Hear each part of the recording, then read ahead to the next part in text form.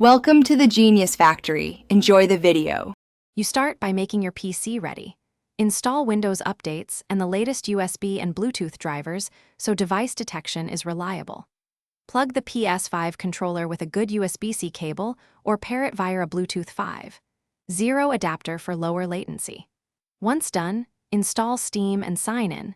Steam provides the only reliable input pass-through that Roblox accepts for DualSense input on PC. Make sure Steam runs in the background before launching Roblox to register the controller properly.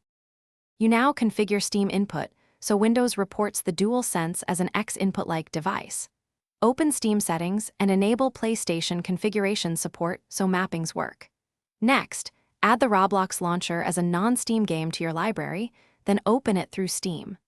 Once launched via Steam, use the Steam controller overlay to map buttons and sticks to keyboard and mouse actions if needed. This bridges Steam's input system into Roblox, letting the game accept your PS5 controller with predictable behavior. You finish by validating controls inside Roblox. Join a simple game and confirm movement, jump, and camera work. If things feel off, open the Steam overlay to tweak button mappings or set dead zones. Make incremental changes and retest. For latency, switch to wired USB and close conflicting apps.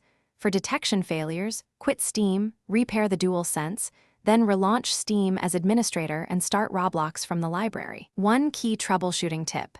If Steam overlay is disabled, controller pass-through will not work. Re-enable it and retry.